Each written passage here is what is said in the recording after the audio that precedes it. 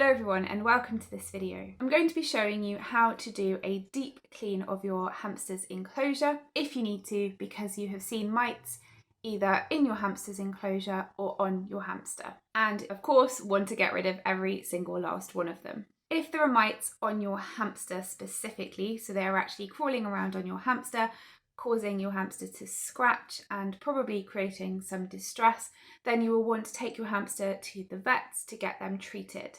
And you will want to remove them from their enclosure and keep them in a separate quarantine enclosure whilst you sort out their main enclosure. If the mites are in the enclosure and not on your hamster, then it's likely the environment that the mites are interested in rather than the hamster itself. In this case, you'll obviously need to remove your hamster to do the clean of the enclosure, but you can then put your hamster straight back into the enclosure. So if the mites are on your hamster specifically, it will be a longer process. However, this video will help you to get the enclosure ready for when they can come back into their main enclosure. And if the mites are just in the enclosure, this process can be a bit quicker. If you're not sure, of course, check with your vet first.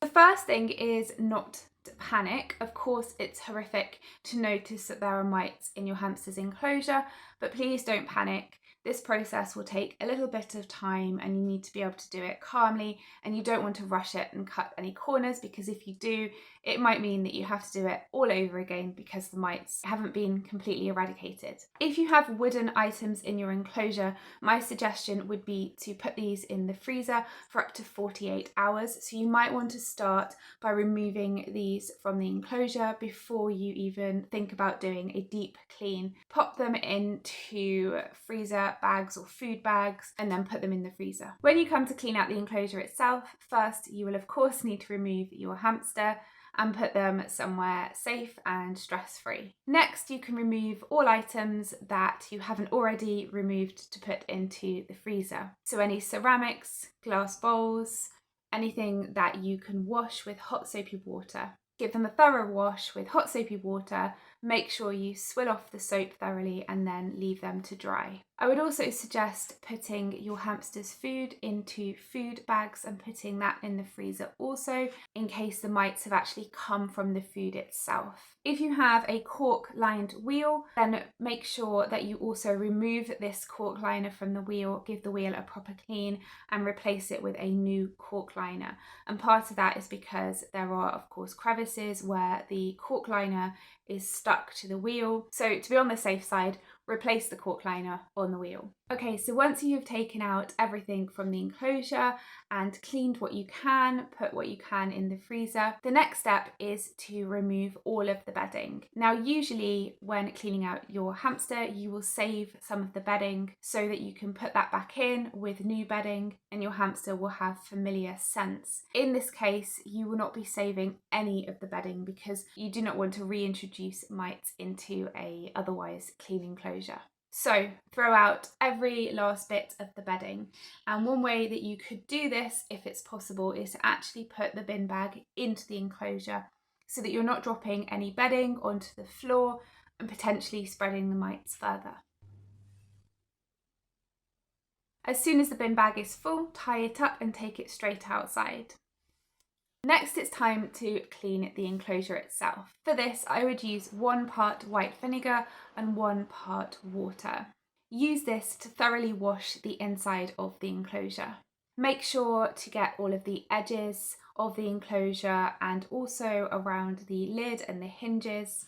Then get some hot water without any vinegar in it and repeat this process. And this is a way to ensure that you're swilling off all the vinegar so there are no traces of the vinegar. You can do this swilling off process a couple of times if you want to. Once you've done this, you can thoroughly dry the enclosure. And if you have a wooden enclosure and it's slightly damp, allow it to air dry fully before replacing the bedding. Whilst you're waiting for your enclosure to dry, my suggestion would be to also clean the outside of the enclosure, and if you can get underneath it as well, and also the base that it's sitting on, and you could also hoover around the area as well. If the mites are interested in the enclosure itself rather than your hamster, it depends on the type of mite, then this is especially important, as you don't want them coming back into the enclosure immediately after you've cleaned it. Once the enclosure is fully dry, you can start replacing the items. If you have wooden platforms and stilts that have been in the freezer for 48 hours,